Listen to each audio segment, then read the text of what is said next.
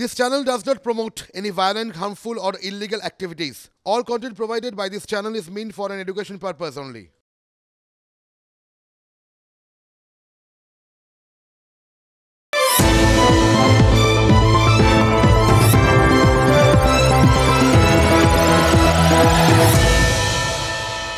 সেই কবে ঋত্বিক ঘটক বলেছিলেন ভাবো ভাবো ভাবা প্র্যাকটিস করো। ভাববা মানে চিলির মহিলারা তো সারা দুনিয়াকে ভাবাচ্ছেন, আপনি না ভেবে কোথায় যাবেন?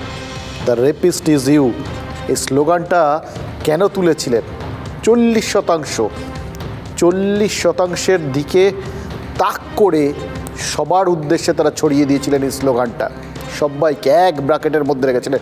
কারণ যারা করেছেন আর যারা সহ্য করেছেন সবাই এক ব্র্যাকেটে তারা আছেন। অন্যায় যে করে আর অন্যায় যে সহে। আমাদের পাশে এই চারপাশে এই সন্দেশখালি কত দূর, বেশি দূর তো নয়। সন্দেশখালির কথা ভাবছি আর ভাবছি ওখানকার দায়টা আপনি আমি এড়াতে পারবো তো? পারি আমরা? ওই চিলির মহিলাদের মতোই যে আঙুলগুলো ওখানে উঠছে সন্দেশখালিতে, সেগুলো আপনার আমার সবার দিকে উঠছে না তো?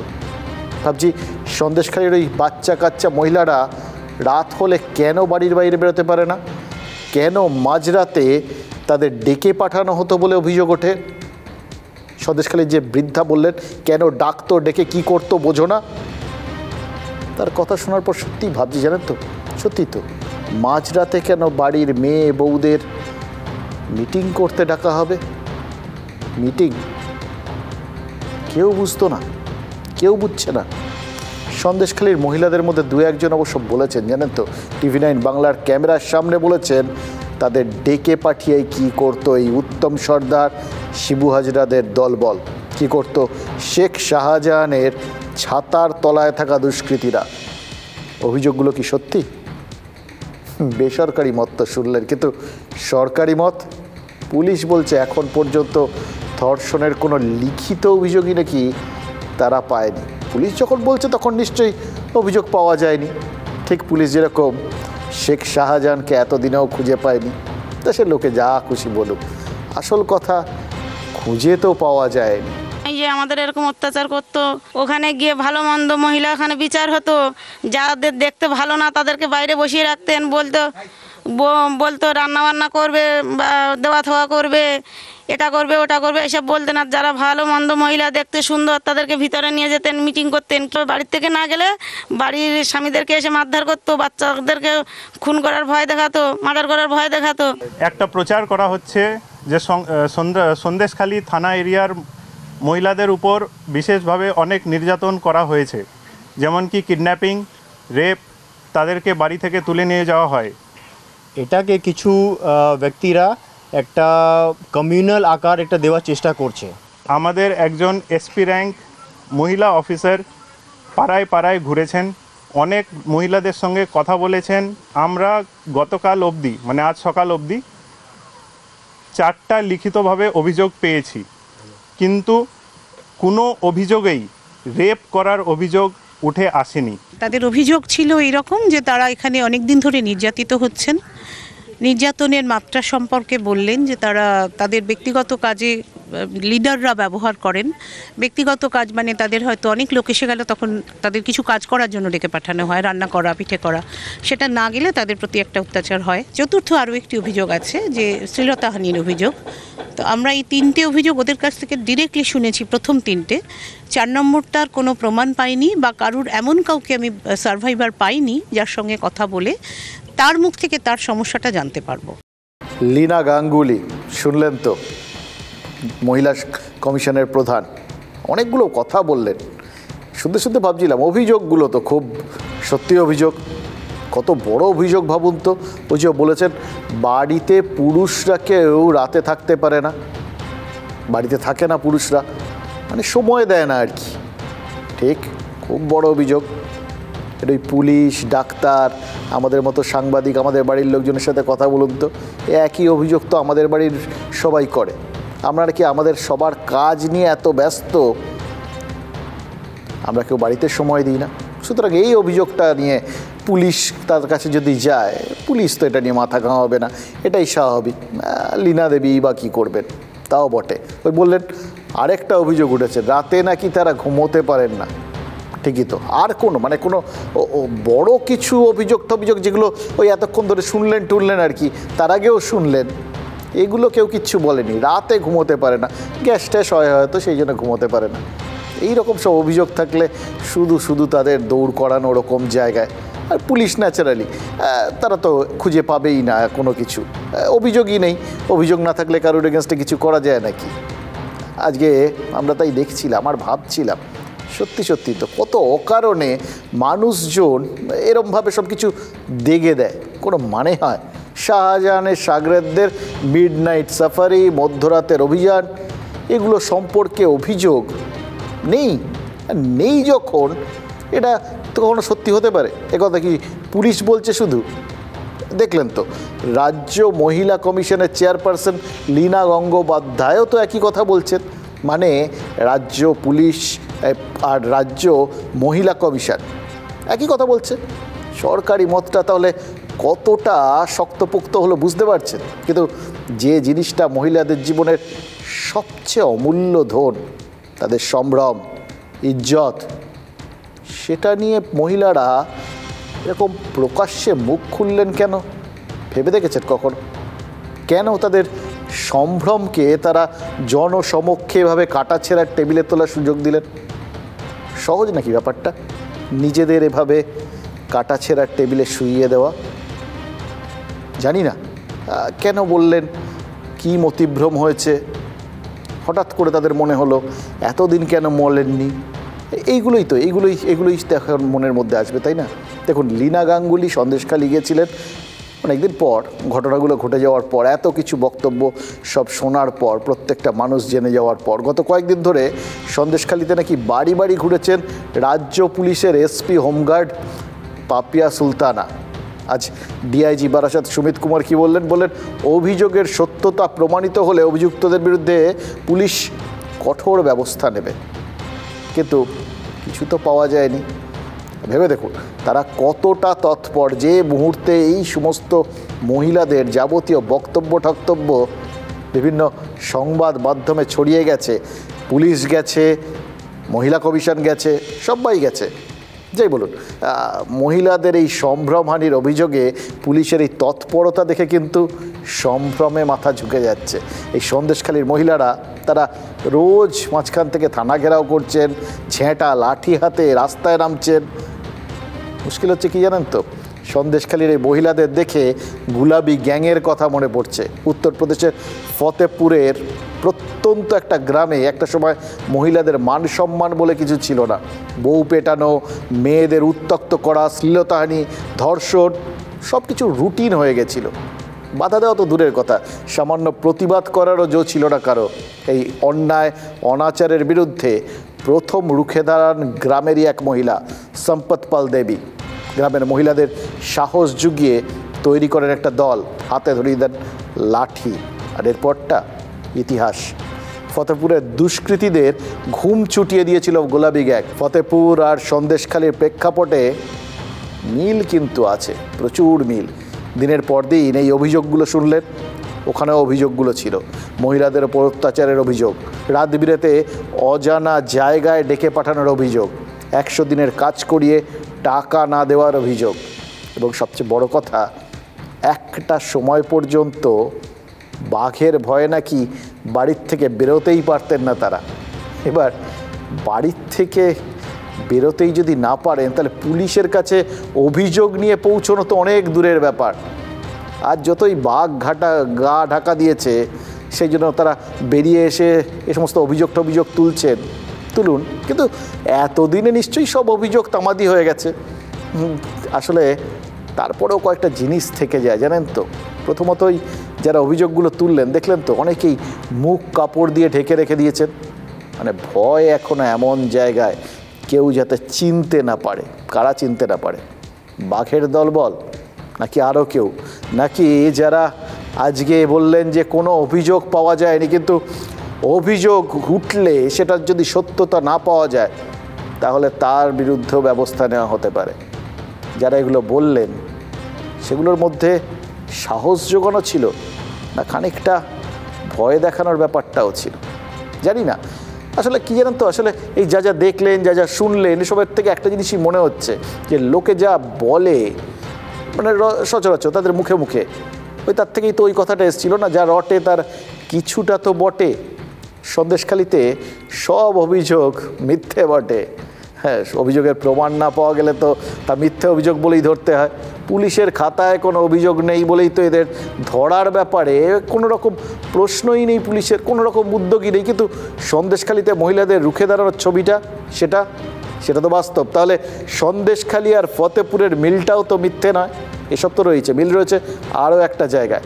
ফতেপুরে যদি সম্পদ পাল দেবী থাকেন, তাহলে সন্দেশখালিতে রয়েছেন জ্যোতিকা রায়, জ্যোতিকার সঙ্গে রয়েছেন রেখা পাত্র, প্রতিমা রায়েরা। জেগে উঠেছেন সন্দেশখালির দুর্গারা।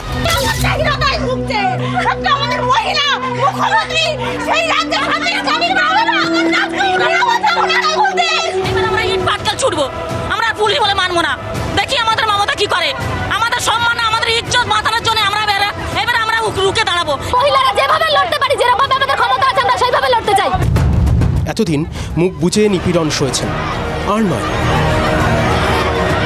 দেওয়ালে পিঠ ঠেকে গেলে জবাবটা কিভাবে দিতে হয় দেখিয়ে দিচ্ছেন সন্দেশখালির জ্যোতিকা, প্রতিমা, রেখারা। ওরা শিবু উত্তমদের পরোয়া না করেই লাঠিসোঁটা হাতে মিছিল করেছেন, পুলিশ আটকালে সমানে তর্ক করেছেন।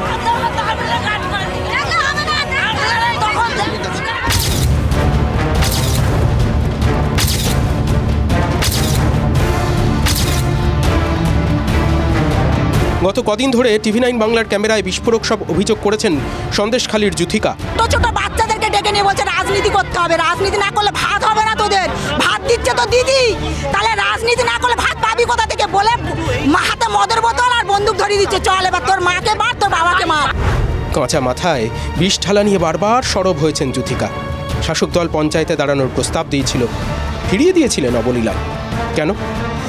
কিছু তো একটা করছি, সেটা সৎ পথে করছি, এটাই সব থেকে আমার বড় ব্যাপার। সৎ পথে উপার্জনটা আনন্দ দেয়, বিশাল আনন্দদায়ক, মানে কি গর্বের একদম, যার জন্য তো বুক ফুলিয়ে বলতে পেরেছি আজকে মিডিয়ার সামনে, নাহলে তো বলতে পারতাম না যে বিষয়টা কি।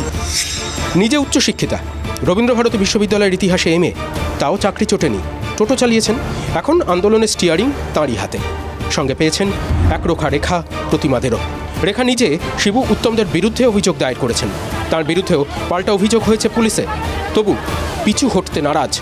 কুলের সন্তান নিয়ে ছুটে গিয়েছিলেন রাজ্যপালের কাছে। সন্ত্রাসবাদীরা যেন কোনো পার্টিতে না থাকে, কোনো পঞ্চায়েতে না থাকে, কোনো মা বোনেদের এলাকায় যেন ওরা না থাকে।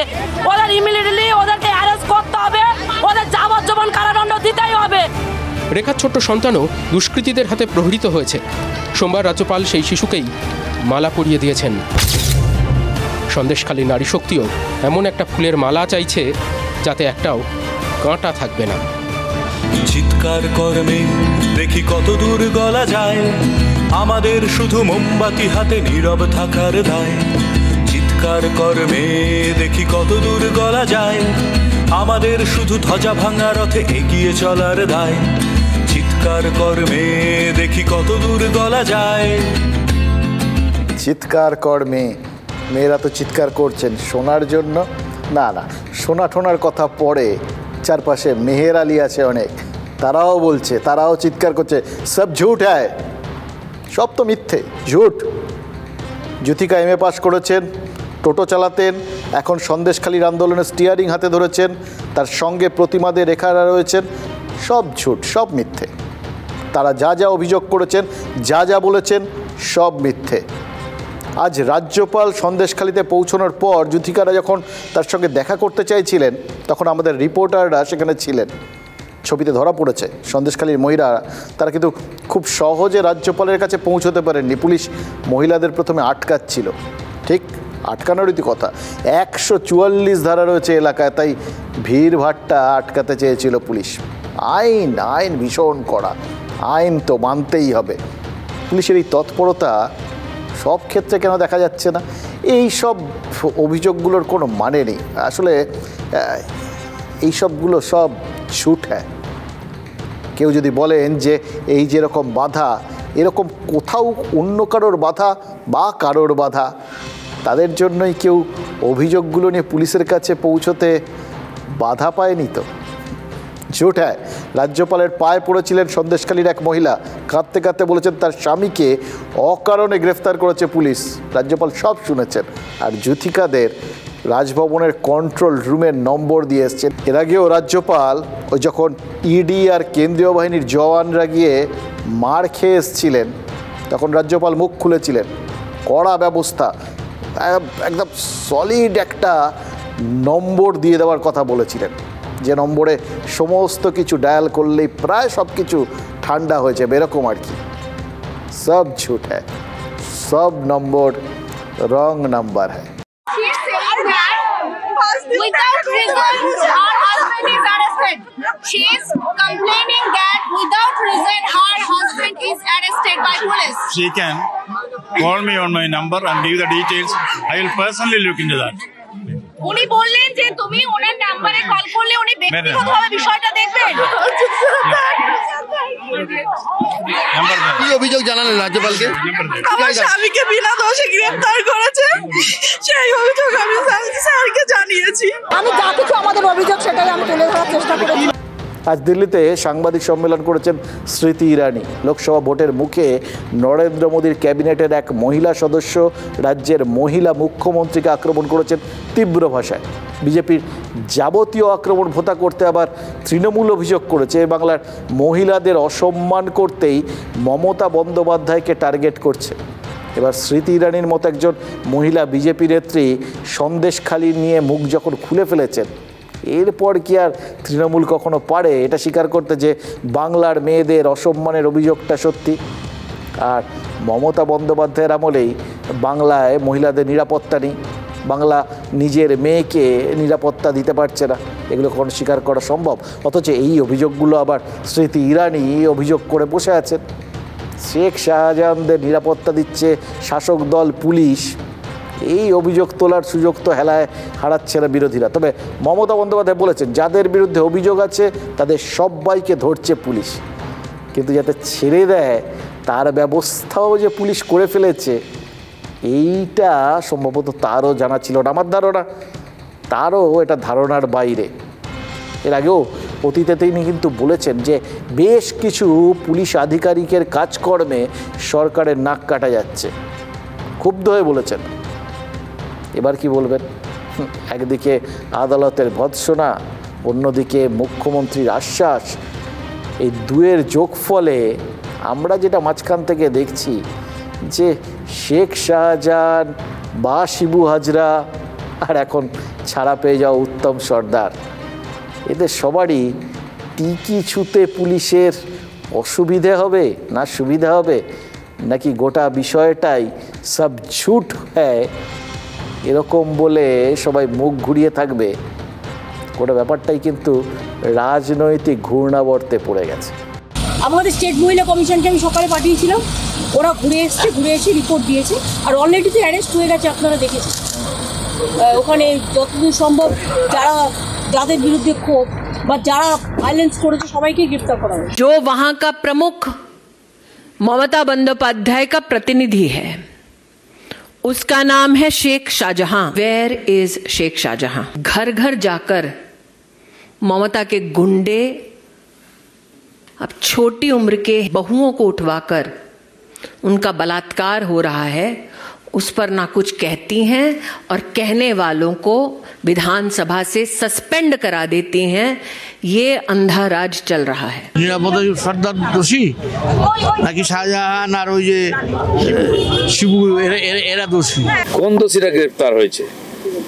শাহজাহান কোথায় গ্রেফতার হয়েছে?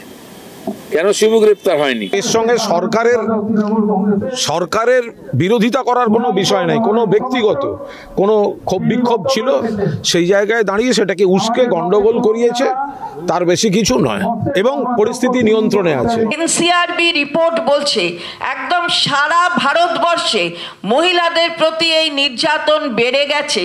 সেখানে হঠাৎ তাই নিয়ে কোনো আলোচনা নেই, কোথাও কোনো জায়গায় দেখলাম না বাংলার সন্দেশখালী হাততালি নিয়ে বলছেন যে এই মণিপুর থেকে উত্তরপ্রদেশ, উত্তরপ্রদেশ থেকে দিল্লি, একটার পর একটা যে মহিলা নির্যাতনের ঘটনা ঘটে গিয়েছে সেদিকে বুঝি চোখ যায় না। একদম ঠিক বলেছেন, একদম এ রাজ্যের এই সমস্ত বিষয় নিয়ে কথা বলাই ঠিক নয়। আমরা সরকারি ভাষ্যটা জানি, আমরা সরকারি ভাষ্য মেনে চলব।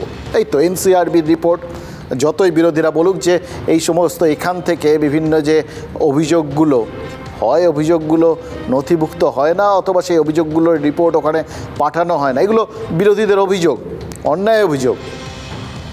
সরকারি হিসেবে তো নেই। ওই দেখলেন তো, সরকারি হিসেবে এনসিআরবি রিপোর্টের কথা বললেন। কেন বাংলা নিয়ে সমস্ত বলবেন? ওখানকার যা হয়েছে সেগুলোর পেছনে উস্কানি রয়েছে, ওখানকার যা হয়েছে সেগুলো মিথ্যা, সব ঝুট হ্যায়। কুণাল ঘোষ বলেছেন পরিস্থিতি নিয়ন্ত্রণে, চন্দ্রিমা ভট্টাচার্য বলেছেন এনসিআরবি রিপোর্টের কথা। তো মুশকিল কি জানেন তো, সন্দেশখালীর মানুষ তো চোখে আঙুল দিয়ে দেখিয়ে দিচ্ছে সেখানকার মানুষ বাঘেদের জন্য যা নিরাপত্তা দিতে তৈরি আর কি, তার ছিটে ফোটাও আমজনতার জন্য দিতে তৈরি নয়।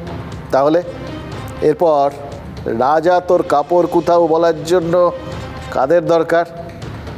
এই যে চারপাশে যা যা ঘটে গেল, এই যে মুখ্যমন্ত্রী বললেন যারা যারা গণ্ডগোল করেছেন গ্রেফতার হবেন, মানে কিছু তো হয়েছিল, গ্রেফতার হয়েছেন, তাদের ধরে ফেলা হয়েছে, তারপর কাগজ পৌঁছয়নি, তারা আবার যে যার জঙ্গলে ঢুকে গেছে। এবার তাহলে কী হবে এখন? তারা তো আবার দাপিয়ে বেড়াবেন, আর যারা এখন দাপিয়ে বেড়াচ্ছেন এবার কি তাদের ফের ঘরে ঢুকে যাওয়ার সময় হলো? আবার তখন মনে হবে যে সেই মানুষগুলো কোথায়, এদের জন্য একটু কথা বলবে, এরা তো এখন ঘরে ঢুকে যাবেন, সেটাই তো স্বাভাবিক। জানি না, সত্যি মিথ্যে জানি না, যে এদের আমরা বুঝতে পারছি না বুঝতে পারছি না।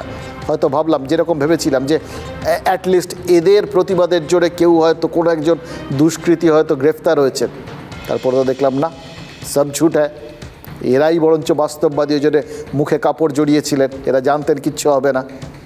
তাহলে এদের আমরা কি বুঝতে পারছি না?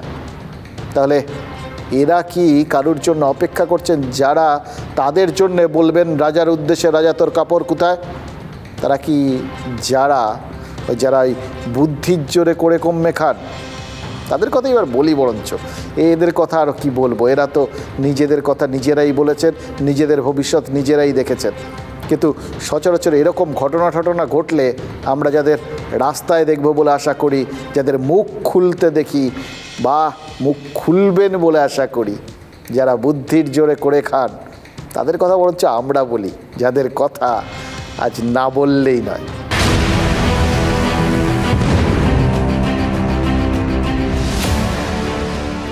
সন্দেশখালীর এই আন্দোলন অনেককেই কিন্তু নন্দীগ্রামের কথা মনে করাচ্ছে, সিঙ্গুর লালগড়ের কথা মনে করাচ্ছে। মহিলাদের সামনে রেখে ওইভাবেই কিন্তু আন্দোলন হয়েছিল সমস্ত জায়গায়, সিঙ্গুর, নন্দীগ্রাম, লালগড়। এখানে কিন্তু হিমশিম খেতে হয়েছিল পুলিশ প্রশাসনকে, ঘোল খাইয়ে দিয়েছিল সেই সময়ের বাম সরকারকে। সিঙ্গুর, নন্দীগ্রাম, লালগড়ের সঙ্গে সন্দেশখালীর যেরকম মিল আছে, তেমনি এখন পর্যন্ত কিন্তু বেশ কিছু অমিলও আছে। বাম জমানায় পুলিশি সন্ত্রাস আর শাসক দলের অত্যাচারের কথা শুনে এই আন্দোলনকারীদের পাশে দাঁড়িয়েছিলেন সাহিত্যিক, অভিনেতা, অভিনেত্রী, সমাজকর্মীদের একটা বড় অংশ। আন্দোলনকারীদের সঙ্গে মিটিং, কলকাতায় বড় মিছিল, বড় বড় পোস্টার। তারা এখন কোথায় গেলেন বলুন তো? ওই পিট সিগারের গানের মতো বলতে হচ্ছে, where have all the flowers গান। আমরা খোঁজ করেছিলাম, সত্যি কথা বলছি, পাইনি। সে ছিল একদিন, প্রতিবাদের আগুন তখন গনগন করছে বাংলায়।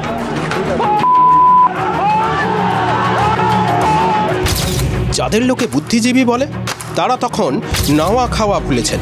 ছুটছেন সিঙ্গুর, ছুটছেন নন্দীগ্রাম, ছুটছেন লালগড়, বলছেন তারা মানুষের পাশে। আমরা অসম্ভব কনসার্ন হয়ে পড়েছি, বিকজ আমাদের মনে হয়েছে যে হিউম্যান রাইটস ভায়োলেশনস হচ্ছে। আজকের সন্দেশখালীও তো বলছে অত্যাচারের কথা। বলছে ওকে তো ধরলেন, এবার শিবু হাজরাকে না ধরলে তবে তো আমাদের জীবনে ঝুঁকি থেকে যাবে না, কারণ ও থেকে তখন তো ওই শিবু হাজরাই নাড়বে, নড়ে তখন তো আমাদের থাকতে পারবো না। লোকে যাদের বুদ্ধিজীবী বলে, তাঁরা এখন কোথায়? পরিবর্তন হয়েছিল, ভালোই হয়েছিল, কিন্তু রাস্তায় নামা আমি জানি না। সত্যি কথা বলতে কি, এখন এই যে যাদেরকে বলা হয় যে বুদ্ধিজীবী, বুদ্ধিজীবী সম্প্রদায়, বুদ্ধিজীবী সম্প্রদায়ের সঙ্গে আমার আর কোনো যোগ টোগ নেই আর কি। আমি বাড়িতেই থাকি, বই পড়ি আর নান্দিকারে যাই, এবং এখন আমার 90-এ পড়েছি আর বুদ্ধিজীবী দরকার নেই।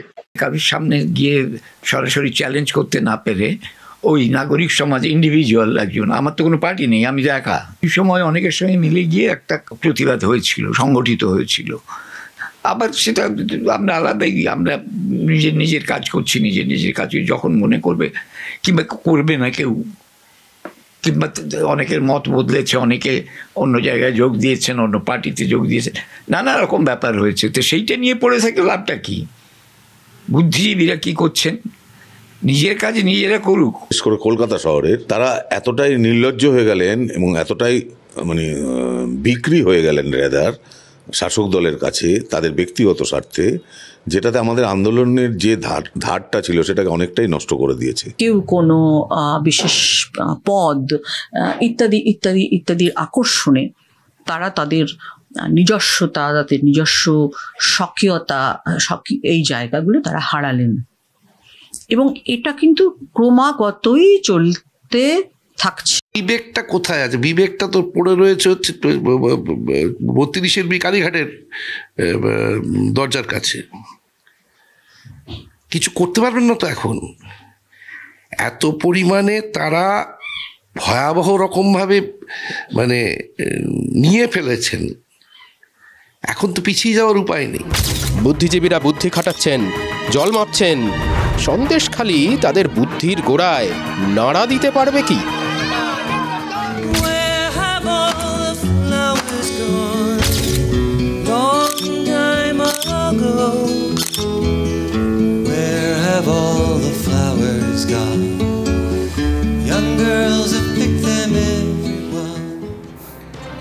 দেখুন, যা বুঝলাম রুদ্রপ্রসাদ সেনগুপ্ত বা বিভাস চক্রবর্তীর মতো কেউ কেউ আছেন যারা সন্দেশখালিকে দেখছেন, সেখানকার মানুষের কথা শুনছেন, সবই বুঝছেন, দু চার কথা বলছেনও, কিন্তু আন্দোলনে নামার ইন্সপিরেশনটা বাকিদের দেখে আর পাচ্ছেন না। তো ভেতরে ভেতরে হয়তো এদের ইচ্ছে করছে নেমে পড়তে, কিন্তু বাকিরা, এরা তো কথা বললেন, বাকিরা কোথায়? অপর্ণা সেন কোথায়? কোথায় কৌশিক সেন? কোথায় শুভা প্রসন্ন? শুনেছি কৌশিক সেনের বিবেক নাকি কষ্ট পাচ্ছে, কিন্তু সংবাদ মাধ্যম পক্ষপাতিত্ব করছে বলে তিনি নাকি প্রকাশ্যে সন্দেশখালি নিয়ে প্রতিক্রিয়া দিতে চাইছেন না। একা বলে নাকি সন্দেশখালির মানুষের পাশে কিভাবে দাঁড়াবেন সেটা বুঝতে উঠতে পারছেন না অনেকেই। আরও কয়েকজন জুটলে হয়তো মিছিল টিছিল বা প্রেস কনফারেন্স করবেন এরা, কিন্তু এরা টাইমলি, এরা সবাই একা হয়ে যান, জানেন তো। এদের বাইরে আরও কয়েকজন সেলিব্রিটির সঙ্গে আমরা যোগাযোগ করেছিলাম, তাদের কেউ বলছেন শরীর খারাপ, কেউ বলছেন খাচ্ছেন তাই কথা বলতে পারবেন না। আমরা জাস্ট বুঝতে পারছি না কথা বলতে আটকাচ্ছে কোথায়। পথে না, আমরা কথা বলার দরকার নেই, কথা বলে শুনে তো লাভ নেই। অবশ্য বুদ্ধিজীবীরা কথাই বলেন, কিন্তু বিশ্বাস করুন এরা এরা এরা একটু পথে নামলে মানুষজনের হয়তো মনে হতো, কিন্তু এরাও নিশ্চয়ই মনে করছেন, আমি বুঝেছি এরাও মনে করছেন গোটা বিষয়টা সব ঝুট হ্যায়। তাই অপর্ণা সেন ওই বিভিন্ন বিষয় নিয়ে মুখ খোলেন, বিএসএফের অত্যাচারের বিরুদ্ধে রুখে দাঁড়ান, কিন্তু শেখ শাহজাহানদের অত্যাচারের কথা শুনলে এখন পর্যন্ত তার কাছ থেকে আমরা কিছু শুনতে পাই না। তাই বলছি, বিশ্বাস করুন, যাদের লোকে বুদ্ধিজীবী বলে সেই মানুষগুলো কিছু না বললেও সন্দেশখালির এই আম জনতার কিচ্ছু আসে যায় না, কারণ তারা বুদ্ধিজীবী নন, তারা কর্মজীবী। তারা তাদের কথা নিজেরা বলেন, তাদের কাজ নিজেরা করেন। বুদ্ধি যাদের জীবিকা, তাদের হাতে কাজকর্ম ওদের থেকে অনেক বেশি। হতেই পারে তাদের ব্যস্ত শিডিউলে এখন প্রতিবাদের জন্য কোনো সময় শিডিউল করা নেই, হাতের কাজকর্ম মিটলে হয়তো ঠান্ডা মাথায় তারা ভেবেচিন্তে দেখবেন নাকি সামনে আবার ভোট রয়েছে। তো এই রকম সময়গুলোতে বুদ্ধিজীবীরা সচরাচর পা মেপে পা ফেলেন আর কি। বসিরহাটের সাংসদ নুসরাত জাহান তিনি যেরকম সন্দেশখালির দিকে পা বাড়াচ্ছেনই না, অনেক কিছু ভেবে। অথচ কদিন আগে নুসরাত বলেছিলেন তিনি বসিরহাটের মেয়ে, সেখানকার মানুষের পাশে থাকবেন। কেউ কথা রাখেনি। আপনাদের হয়ে, আপনাদের জন্য, আপনাদের পাশে থেকে আমি আপনাদের কষ্ট, আমি আপনাদের কথা পৌঁছে দেবো দিদির কাছে এবং পৌঁছে দেবো দিল্লিতে। এইটা আমি কথা দিলাম আপনাদের। আমি বাড়িতে আজকে বলে এসেছি যে আমার বসিরহাটে পরিবার আছে, বসিরহাটের প্রত্যেকটা মা আমার মা, প্রত্যেকটা বাবা আমার বাবা। আমি কোনো অনুরোধ করছি, এটা আমার আবদার আপনাদের কাছে, যে আপনাদের বাড়ির মেয়ে বলে আমাকে সমর্থন দিতেই হবে। তাহলে কি দাঁড়ালো? শুধু অবলাকান্ত নয়, অনেকেরই বলার সময় খেয়াল থাকে না। নুসরাত বলেছিলেন বসিরহাটের প্রত্যেক মা তার মা, তিনি বসিরহাটের মেয়ে, বসিরহাটের সুখে দুঃখে আপদে বিপদে পাশে থাকবেন। কিন্তু সন্দেশখালির মা বোনেরা যখন বিপদে, সন্দেশখালিটা কিন্তু বসিরহাটের মধ্যে, সেখানকার মা বোনেরা মানে ওখানকার মায়েরা তার মা, ওখানকার বোনেরা তারই বাড়ির মেয়ে, তারা যখন বিপদে, যখন রাত বিরেতে তাদের গুন্ডারা ডাকছে বলে তারা অভিযোগ তুলছেন, হতে পারে মিথ্যে, সরকারিভাবে মিথ্যে তো বটেই, কোনো প্রমাণ পাওয়া যায়নি, না মহিলা কমিশন পেয়েছে, না পুলিশ পেয়েছে, এবং যার জন্যে পুলিশ তো কোনো অভিযোগ যা কি কেন ধরেছিল নিজেরাই বুঝে উঠতে পারেনি, এত তাদের মনে সংশয় ছিল, কাগজপত্র জমা পড়েনি আদালতে, যার জন্য দেখলেন তো উত্তম সর্দার শুদ্ধ কোথাও গিয়ে জামিনটা পেয়ে গেল আজকে 2 দিনের মধ্যে। শনিতে গ্রেফতার, সোমে জামিন, একদম এত সুইফট, মানুষকে বিনা বিচারে যাতে কেউ কিচ্ছু মানে অন্যায়ভাবে কেউ যেন শাস্তি না পায়, এই বিচারটা আগেই কেউ না কেউ করে দিচ্ছে আর কি। কিন্তু নুসরাত, সত্যি হোক মিথ্যে হোক, ওখানকার মা বোনেরা যখন অভিযোগ তুলেছেন, তিনি যখন কথা দিয়েছিলেন, তার তো যাওয়ার কথা ছিল। কোথায় তিনি? এখন সন্দেশখালির মা বোনেরা কিন্তু রাস্তায়, তাদের হাতে লাঠি ঝেঁটা যে যা পেয়েছেন নিয়ে বেরিয়েছেন, তারা প্রতিবাদ করছেন। এবং সবথেকে বড় কথা, পুলিশের কাছে লিখিত অভিযোগ নেই, তাদের হাতের প্ল্যাকার্ডগুলোতে লিখিত অভিযোগ রয়েছে। প্ল্যাকার্ডগুলো যেগুলো দেখেছিলেন একবার চোখ বন্ধ করে সেগুলোতে দেখুন, নির্দিষ্ট নাম করে করে সব অভিযোগ রয়েছে। তাতে শেখ শাহজাহানের নাম রয়েছে, তাতে শিবু হাজরার নাম রয়েছে, সবার নাম রয়েছে, এবং তাতে তাদের সঙ্গে কি হচ্ছে তার অভিযোগ রয়েছে। তাহলে তখন বসিরহাটের মেয়ে নুসরাত তিনি কি করছেন? আর বসিরহাটের মেয়ে বলে কি তাকে বসিরহাটের ওই প্রত্যন্ত জায়গায় পড়ে থাকতে হবে? তার কম কাজ আছে নাকি? সোশ্যাল মিডিয়ায় তিনি অ্যাক্টিভ আছেন রেগুলার, সোশ্যাল মিডিয়া তো সব জায়গায় ছড়িয়ে থাকে, মানে তিনি রণে বনে জঙ্গলে সন্দেশখালিতে সর্বত্র আছেন, ছবি টবি পোস্ট করছেন, মানে কি সেই সমস্ত জায়গাতেও তিনি পৌঁছে যাচ্ছেন, ভার্চুয়ালি হয়তো, কিন্তু যাচ্ছেন তো।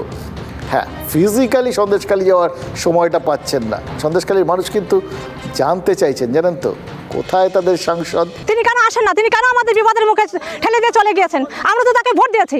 উনি পার্টির যে একজন সাংসদ এটা তো আমার মনেই হয় না। প্লাস এই যে অগ্নিগর্ভে এখন মা বোনেরা এই যে ক্ষিপ্ত হয়ে উঠেছে, এইখানে নুসরাত জাহান কোথায় কোথায় আছে? সে কোথায় হারিয়ে গেছে?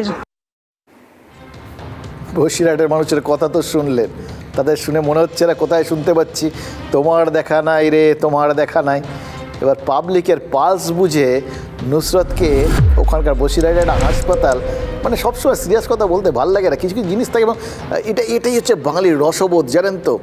সিরিয়াস সময় যখন আপনি প্রচণ্ড রেগে আছেন, দুঃখে ভেঙে পড়েছেন, সেই সময় এমন একটা জিনিস বাঙালির রসবোধের পরিচয় দিয়ে দেবে যে আপনার মুখে এক চিলতে হাসি ফুটে উঠতে বাধ্য।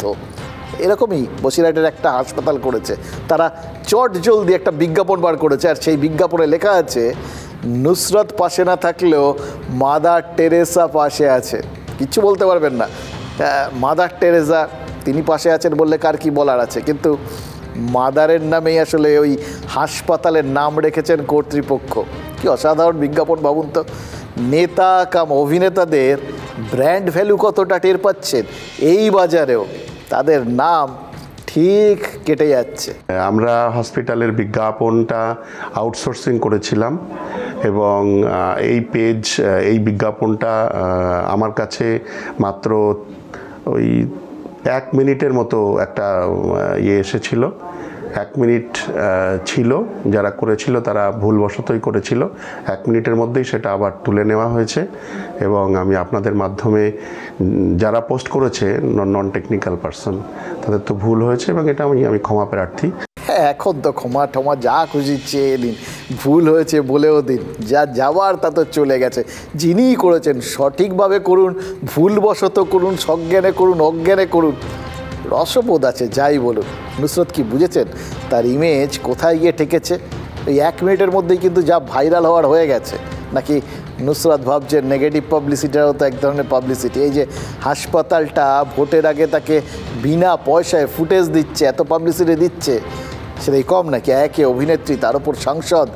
আসলে নেতা অভিনেতার এই যে একটা অসাধারণ যুগলবন্দি না, এবং এক দেহে এরকম বহু রূপ যখন থাকে, সেটার যে কীরকম একটা জয়েন্ট ভেঞ্চার হয় সেটা বাংলার মানুষ হাড়ে হাড়ে টের পাচ্ছেন। কিন্তু আবার সেই পুরনো প্রশ্নে ফিরে আসি, তিনি কি সন্দেশখালিতে যাবেন? কয়েকদিন আগে TV9 বাংলা তার সামনে বুম ধরেছিল, এই প্রশ্ন করেছিল, টু শব্দ করেননি বসিরহাটের সাংসদ। কিন্তু কদিন আর চুপ করে থাকবেন? আমরা তাই জন্যই দেখাচ্ছিলাম যে তিনি বলছেন না কিছু, কিন্তু করছেন অনেক কিছু। এই যে এখন বিভিন্ন ডেট হয়ে থাকছে, প্রমিস ডেতে তার অ্যাক্টিভিটি আছে, প্রমিস কতটা রেখেছেন মানে প্রকাশ্যে রাখা, সেটাও তো দেখালাম আপনাদের। তারপর বিভিন্ন রোজ ডে, ফোজ ডে, আরও কত কিছু ডে হয় আর কি। ভ্যালেন্টাইন্স ডে, সেটা ভালোবাসার দিন, ভালোবাসা দিতেও কি যাবেন জানি না। কিন্তু নুসরাত অন্তত এই বিভিন্ন কিছু দেখে ঠেকে বলবো না করেও আজ 2-4 কথা বলেছেন। আমি কিছুদিন আগেই সংসদ থেকে ফিরেছি এবং আমার এখানে অনেকগুলো কাজ ছিল, সেই কাজ নিয়ে আমি ব্যস্ত ছিলাম এবং রেগুলারলি অ্যাডমিনিস্ট্রেশনের সাথে আমি যোগাযোগ রেখেছি এবং খবরাখবর নিচ্ছি। দেখুন, বিষয়টা হচ্ছে এটা একটা খুব ক্রিটিক্যাল জাংচার।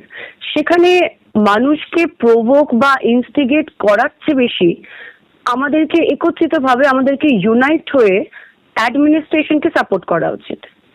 এবং স্টেট যে মানে টায়ারলেসলি লোকালদের জন্য করছে সেটাও আমরা সকলে দেখতে পাচ্ছি। আর ইলেক্টেড জনপ্রতিনিধি হিসেবে আমি কিন্তু রেগুলারলি কমিউনিকেশন রেখেছি অথরিটির সাথে এবং যোগাযোগ চলছে।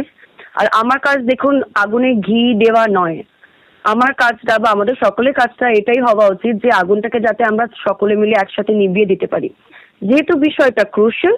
এবং আমার ওখানে যাওয়ার মানে হচ্ছে যে আমি যদি যাই, আমি তো আরো 5 জন লোক আমার সঙ্গে যাবে। আর বিষয়টা হচ্ছে ওখানে যে পরিস্থিতিটা এখন রয়েছে সেই পরিস্থিতিটাকে সম্মান করতে হবে। সেখানে আমাদের অ্যাডমিনিস্ট্রেশন যে রুলটা অ্যাপ্লাই করেছে সেই রুলটাকে আমাদেরকে রেসপেক্ট করতে হবে এবং যত সম্ভব তাড়াতাড়ি এই বিষয়টাকে আন্ডার কন্ট্রোল আনতে হবে। With due respect to everybody, সবাই নিজের কাজ করছে এবং অ্যাডমিনিস্ট্রেশনকেও নিজের কাজ করতে দেওয়াটা আমাদের কর্তব্য আমি মনে করি। কি অসাধারণ বিবেচকের মতো কথা দেখলেন তো। কে বলেন জনপ্রতিনিধিরা কিচ্ছু ভাবেন না? উনি মেনশন করে দিয়েছেন নির্বাচিত জনপ্রতিনিধি, সুতরাং একটা দায়িত্ব আছে, তো ওই জন্য যাননি। কারণ গেলে যদি আগুনে ঘি ঢালা হয়ে যেত, আগুনে জল ঢালাটাও কিন্তু জনপ্রতিনিধিদের কাজ, সে যাকগে। কিন্তু মুশকিল নুসরাত এটা কী বললেন বলুন তো?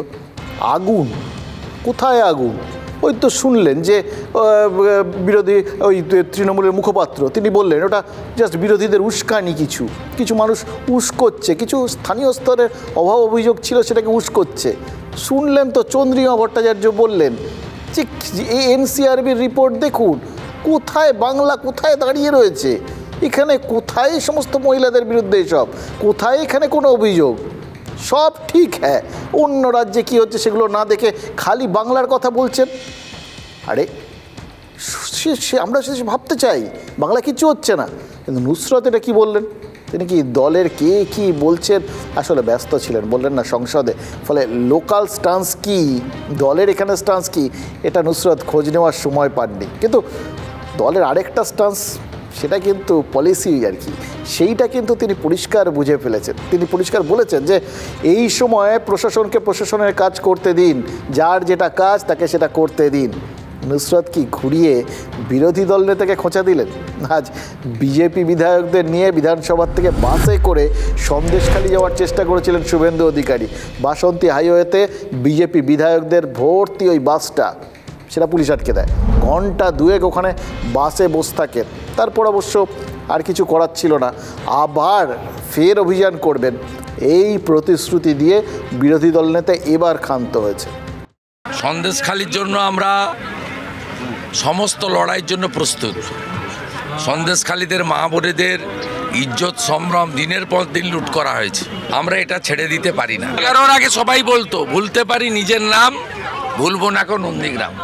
এখন সবাই বলছে সন্দেশখালি সঙ্গে আছি, সন্দেশখালি করবে মমতাকে চেয়ার খালি। শুভেন্দুকে উচিত একটা গাছে বেঁধে রাখা, আর তারপর বাঁধা অবস্থায় ওকে নিয়ে গিয়ে ওই দিকে কোথাও, ওই সাগরদ্বীপ টাকাদ্বীপ কোথাও গিয়ে পুলিশ যেন ওকে ছেড়ে দিয়ে আসে। তার মানে গোটা বিষয়টা এবার আস্তে আস্তে থিতিয়ে যাবে, এরকমই দাঁড়াচ্ছে তো।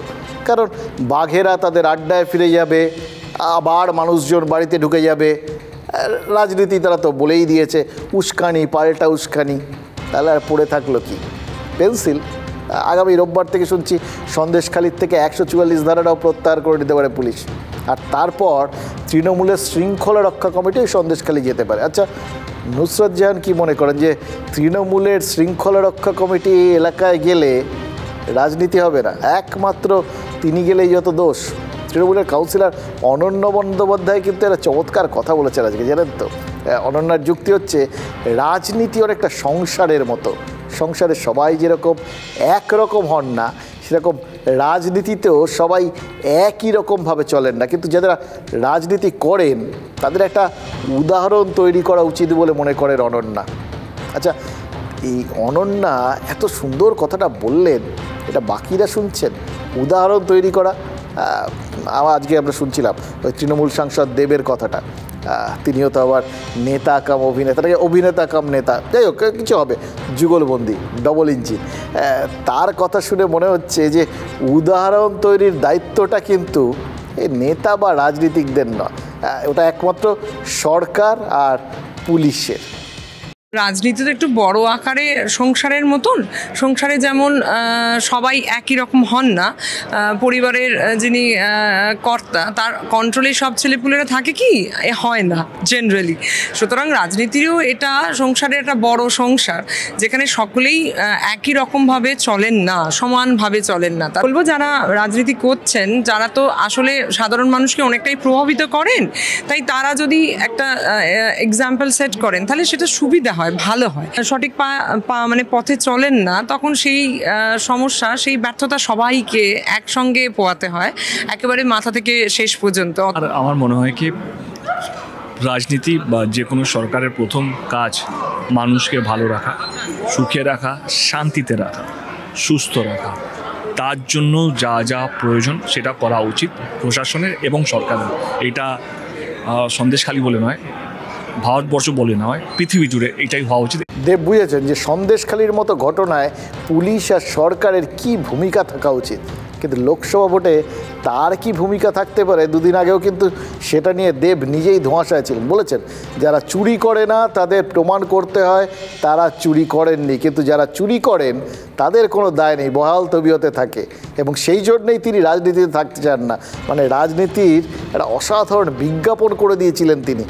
কিন্তু মুশকিল হচ্ছে তখন তিনি যখন কেন রাজনীতিতে থাকতে চান না তার জন্য এতগুলো কথা বললেন, এত প্রাঞ্জল করে বুঝিয়ে দিলেন, তখন কিন্তু হাসি লোকাতে পারছিলেন না তৃণমূলের মুখপাত্র কুণাল ঘোষ। অন্তত তার যখন আমরা প্রতিক্রিয়া নিতে গেছি, তিনি যেভাবে আকাশ বাতাস আপনাদের শুনিয়েছিলাম, আবার শোনাবো, সেই চারপাশে ঘুরে মানে নিজেকেই এমন সব কথাগুলো তার বলতে হচ্ছিল। বিশ্বাস করে এরকম অসাধারণ রিয়াকশান আমি জাস্ট দেখিনি, ওই জন্য আরেকবার আপনাদের শেয়ার করার কোনো লোভটা চাপতে পারলাম না।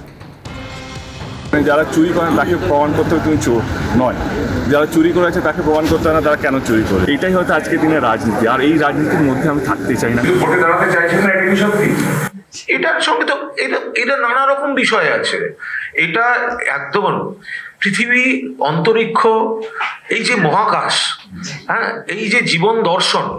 আপনি যদি রবীন্দ্রনাথ ঠাকুরের আকাশ ভরা সূর্য তারা গানটা গভীরভাবে শোনেন, তাহলে আপনি যে জীবন দর্শন দেখবেন তাতে এক একটা অনুভূতি এক এক সময় মানুষের মধ্যে আসে, থাকবে। তো আমি এই দর্শনের বিষয়টা এখানে আলোচনা করতে চাইছি না। অসাধারণ, মানে জাস্ট কুণালদার এই রিয়াকশনটা না, বিশ্বাস করুন ভোলা যাচ্ছে না। এবং বুঝতে পারছি আমরা কত আভি তো ম্যায় নাদান হো, বাচ্চা আমরা এই নেতাদের ধরন ধারণগুলো জানি না।